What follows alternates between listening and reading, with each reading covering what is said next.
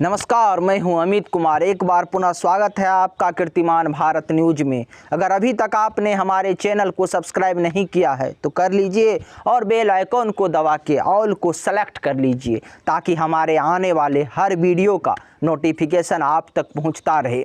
आज जो हिंदुस्तान के राजनीति में हो रहा है इससे पहले कभी नहीं हुआ। ऐसा पहली बार देखा जा रहा है कि एक राज्य की सरकार केवल हिंदुत्व के मुद्दे से भटक गई, इसीलिए आज सरकार गिर रही है और सरकार गिरने की नौबत आ गई है। नहीं तो देश में तो ऐसा ही देखा जाता था कि आज तक सभी राजनीतिक पार्टियां केवल धर्मनिरपेक्षता के ताल पर ही नृत्य करते थे, लेकिन पहली बार आज शिवसेना के कार्यकर्ता अपने नेता से प्रश्न पूछ रहे हैं कि हमने जब आपको चुना था तो आपको केवल हिंदुत्व के मुद्दे पे चुना था। हमने जिन राजनीतिक विरोधियों के खिलाफ अपनी लड़ाई लड़ी, हमने ज़मीन पर जिस राजनीतिक विरोधियों से संघर्ष करके आपको जिताया, आपके नेता को जिताया, जिस राजनीतिक विरोधियों से हमने जीवन भर ज़मीन पे संघर्ष किया, आज उसी राजनीतिक विरोधियों से आपने केवल सत्ता सुख के लिए हाथ मिला लिया। आज ये सारे प्रश्न उद्धव ठाकरे से पूछे जा रहे हैं और पूछने वाले उनके इस सेना के सैनिक हैं जो उनसे पूछ रहे हैं कि आपने ऐसा क्यों किया, और उद्धव ठाकरे के पास कोई जवाब नहीं है। आज उद्धव ठाकरे एक ऐसे राजनेता बन गए हैं जो अपने ही कुनबे को बचाने में असफल रहे। आज अगर एक सेनापति के नज़र से देखें तो उद्धव ठाकरे एक ऐसे सेनापति हैं जो जिनके सेना में अपने ही सैनिक उनको छोड़ के जा रहे हैं। एक ऐसे हारे हुए राजा हैं जिनके साथ ना तो प्रजा है और ना ही सैनिक। आज उद्धव ठाकरे की स्थिति ऐसी हो गई है। लेकिन जो भी कुछ होता है, जो भी कुछ घटना घटती है, इसकी इतिहास, इसकी बातें, इसकी आधारशिला बहुत पहले से ही रखनी शुरू हो जाती है।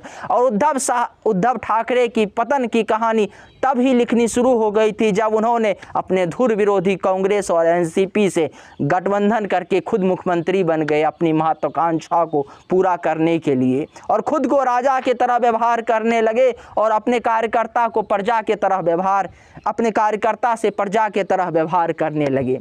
आज उद्धव ठाकरे के पार्टी शिवसेना के कार्यकर्ता से इस देश के सभी लोगों को और सभी राजनीतिक पार्टियों के कार्यकर्ता को ये सीखना चाहिए कि किस प्रकार से जब एक नेता अपने विचारों से मुकर जाता है, अपने एजेंडे से भटक जाता है, तो कार्यकर्ता उसका विरोध करता है और जिसे वो नेता बनाता है, जिसे वो शीर्ष स्थान पे पहुंचाता है, जिसे वो सिंहासन सौंपता है, उसको उसी सिंहासन से उतार भी देता है। आज उद्धव ठाकरे के कार्यकर्ता से, शिवसेना के कार्यकर्ता से और नेता से ये बात पूरे देश को सीखना चाहिए कि आप एक विचार के प्रति किसी भी राजनीतिक पार्टी से जुड़े हैं, आप जिस कारण जुड़े हैं वो एक विचारधारा है, और जब आपके नेता अपने ही विचारधारा को छोड़ के अपनी मर्जी से कार्य करने लगे अपनी महत्वाकांक्षा को पूरा करने के लिए, तो आपका फर्ज बनता है कि ऐसे नेता के खिलाफ आप बगावत करें, क्योंकि लोकतंत्र में ये आपको अधिकार है। आप कोई राजतांत्रिक व्यवस्था में नहीं जी रहे हैं जहां राजा के ही सिक्के चले और राजा जो कह दे वही अंतिम निर्णय हो। आप एक लोकतांत्रिक व्यवस्था में जी रहे हैं, और आज जो उद्धव ठाकरे के साथ और शिवसेना के साथ हो रहा है इसकी आधारशिला, जैसा हमने बताया, तभी रखा गया था जब शिवसेना महाविकास अघाड़ी में शामिल होकर कांग्रेस और एनसीपी के साथ अपनी सरकार बनाई और खुद उद्धव ठाकरे मुख्यमंत्री बन गए। जरा इस पोस्टर को देखिए, इसमें लिखा है कि I am not a Savarkar, I am Rahul Gandhi. जानते हैं ये पोस्टर कब का है? जब ईडी राहुल गांधी से पूछताछ कर रही थी तब कांग्रेस के कार्यकर्ता सड़क पर इस पोस्टर को लेके निकले थे और ईडी के विरोध में, राहुल गांधी के समर्थन में इस प्रकार के पोस्टर लगा के घूम रहे थे। आपको पता है इस देश में सावरकर की किस प्रकार से बार बार अपमान हो रहा है, और यही शिवसेना है जो राष्ट्र सावरकर को मानती है, वही बाला साहब ठाकरे की शिवसेना जो सावरकर को मानती है, जो सावरकर को राष्ट्रभक्त और हिंदुत्व के सबसे बड़े नायक के तौर पर देखती है। लेकिन आज यही शिवसेना उसी के उद्धव ठाकरे, उसी राहुल गांधी के साथ, उसी कांग्रेस के साथ अपनी सरकार बनाए हुए है, जो इस प्रकार से शिवसेना का विरोध करती है और कहते हैं राहुल गांधी कि I am not a Savarkar, I am Rahul Gandhi. वैसे कांग्रेस की पुरानी आदत है राष्ट्रभक्तों का अपमान करना। जिस सावरकर का इस देश में लाखों लोग फॉलोअर है, करोड़ों लोग उनके प्रशंसक हैं, करोड़ों लोग उनको अपना आदर्श मानते हैं, उस सावरकर का जब कांग्रेस पार्टी अपमान करती है तो शिवसेना और उनके मुख्यमंत्री उद्धव ठाकरे चुप रहते हैं। आज उसी का नतीजा है कि आज शिवसैनिकों का खून खौल रहा है। आज शिवसेना के कार्यकर्ता, नेता सब उद्धव ठाकरे के खिलाफ बगावत कर रहे हैं। उतना ही नहीं, इसको पढ़िए, राज्यसभा चुनाव में बीजेपी को हराने के लिए ओवैसी की पार्टी AIMIM ने शिवसेना के नेतृत्व वाली MVA यानी महाविकास अघाड़ी को समर्थन देने का किया ऐलान। अब सोचिए, राज्यसभा चुनाव में शिवसेना किससे समर्थन ले रही है? असदुद्दीन ओवैसी की पार्टी से, जो खुलकर इनका राजनीतिक विरोधी है, जो खुलकर शिवसेना का विरोध करते हैं, जो खुलकर हिंदुत्व का विरोध करते हैं। अगर शिवसेना को पूरब मानिए तो असदुद्दीन ओवैसी के पार्टी AIMIM को आप पश्चिम मान सकते हैं, दो दिशा मान सकते हैं जो आपस में कभी मिल नहीं सकती। लेकिन शिवसेना के मुख्यमंत्री उद्धव ठाकरे ने किस प्रकार से अपने विचारों से समझौता किया और राज्यसभा में असदुद्दीन ओवैसी के पार्टी के विधायकों का समर्थन लिया। और आगे देखिए, ये वही असदुद्दीन ओवैसी की पार्टी है जिसने देखिए AIMIM नेता अकबरुद्दीन ओवैसी ने औरंगजेब की कब्र पर चढ़ाया चादर। अब सोचिए, ये वही असदुद्दीन ओवैसी की पार्टी है, अकबरुद्दीन ओवैसी है जो औरंगजेब के कब्र पे अपनी चादर चढ़ाता है, लेकिन शिवसेना खामोश रहती है। और ये कहाँ हुआ? औरंगजेब का कब्र कहाँ है? महाराष्ट्र के औरंगाबाद में।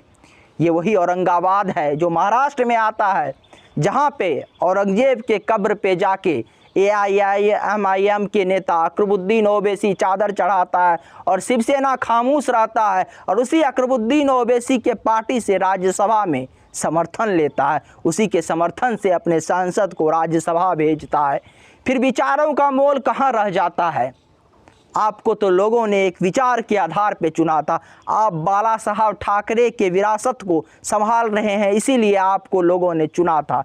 लेकिन आपने उन लोगों का समर्थन लिया जो औरंगजेब को नायक बनाने के पे तुला है। वो यही औरंगजेब है जो जीवन भर शिवाजी महाराज जी से मुकाबला करते रहे, जिससे जब हिंदवी स्वराज की उन्होंने स्थापना की तो इसी औरंगजेब के खिलाफ उन्होंने की थी, जिससे हिंदुओं के लिए जीवन भर शिवाजी महाराज लड़ते रहे। क्या मराठा मानुज को ये पसंद आएगा कि आपने आज वही औरंगजेब के साथ, वही औरंगजेब के समर्थन करने वाले पार्टी के साथ संबंध स्थापित कर लिए और उनसे अपना समर्थन लिया? जरा सोचिए, शिवसेना का नाम भी शिवाजी के सेना के तौर पे पड़ा है और वही शिवाजी के साथ संघर्ष करने वाले, वही हिंदुओं को मारने काटने वाले और हिंदुओं के धर्म परिवर्तन कराने वाले, अढ़ाई मोन जनेऊ तोड़ने वाले औरंगजेब के कब्र पे जाने वाले नेता और उसके लोगों से आप समर्थन ले रहे हैं। तो फिर विचारधारा कहाँ रह जाती है? कार्यकर्ता आपके बंधुआ मजदूर तो नहीं, ये सोचिए उद्धव ठाकरे साहब। और कब कार्यकर्ता को आप बंधुआ मजदूर समझेंगे तो वही कार्यकर्ता आपको सिंहासन से उतारेगी।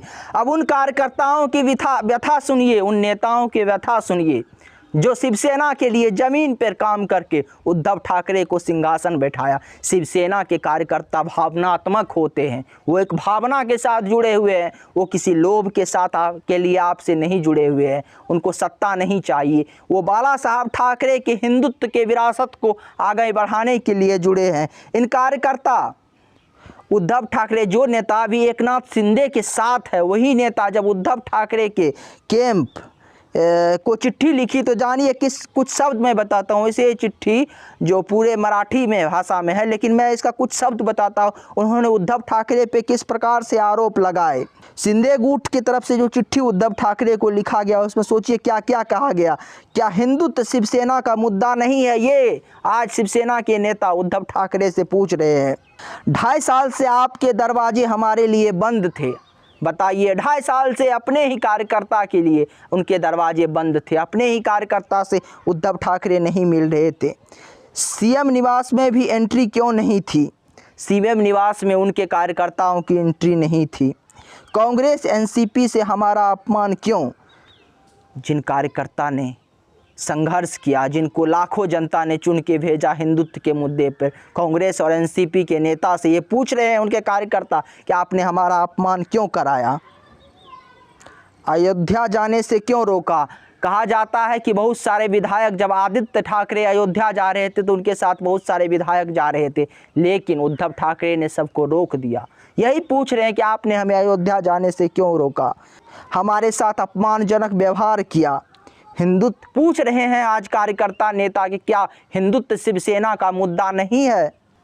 बताइए, ये सारे प्रश्न पूछ रहे हैं आज शिवसेना के नेता, लेकिन उद्धव ठाकरे को आज इन सारे प्रश्न का जवाब देना होगा। और इतिहास हमेशा उद्धव ठाकरे से ये प्रश्न पूछेगी कि आप शिवसेना और बाला साहब ठाकरे की विरासत को संभाल रहे हैं और आपने ऐसा क्यों किया? वो बाला साहब ठाकरे जो कहते थे कि सोनिया गांधी के आगे सिर झुकाने वाले वास्तविक, आप खुद पढ़ लीजिए आगे उन्होंने क्या लिखा है, स्क्रीन पे कहा है। जो कहते थे कि धर्म का पाखंड करके राजनीति चमकाने वाले हिजड़े के समान होते हैं, जो वोट मांगने के लिए जनता के बीच नाचते हैं। ये बाला साहब ठाकरे के विचार थे और आपने खुद आज उन बाला साहब ठाकरे के विचार को तोड़ दिया। जो कहते हैं कि जीवन में एक बार निर्णय कर लो, ये बाला साहब ठाकरे के विचार थे कि जीवन में जब एक बार निर्णय कर लो और आगे बढ़ो, फिर आपको इतिहास रचने से कोई नहीं रोक सकता। आज वही निर्णय पे शिवसेना के कार्यकर्ता चल रहे हैं। आज वही निर्णय एकनाथ शिंदे ने ले लिया है और तमाम विधायक ने ले लिया है। आप बाला साहब ठाकरे के धन के तो विरासत हो सकते हैं, उनके जो निजी संपत्ति है उनकी विरासत, उनके जो वारिस तो हो सकते हैं, उनके उत्तराधिकारी तो हो सकते हैं, लेकिन जब आप बाला साहब ठाकरे के विचार जो लाखों कार्यकर्ता से जुड़ के बना है, जो लाखों शिवसैनिकों का विचार है, उन विचारों को नहीं मानते, तो फिर आप बाला साहब ठाकरे के उन विचारों का उत्तराधिकारी, उन विचारों का वारिस नहीं हो सकते। उन विचारों का वारिस वही होगा जो हिंदुत्व को लेकर आगे बढ़ेगा, जो शिवसेना के विचार को लेकर आगे बढ़ेगा। क्योंकि लाखों लोग आज भी इस देश में योग्य हैं, कई कार्यकर्ता आपसे अधिक संघर्षरत हैं और वो पूछ रहे हैं कि हमने ज़मीन पे काम किया और आपने ऐसा क्यों किया। आज ये बात समस्त देश आपसे पूछ रहा है और आपने जो किया और अब जो हो रहा है, ये भारतीय राजनीति के लिए एक उदाहरण बन जाएगा।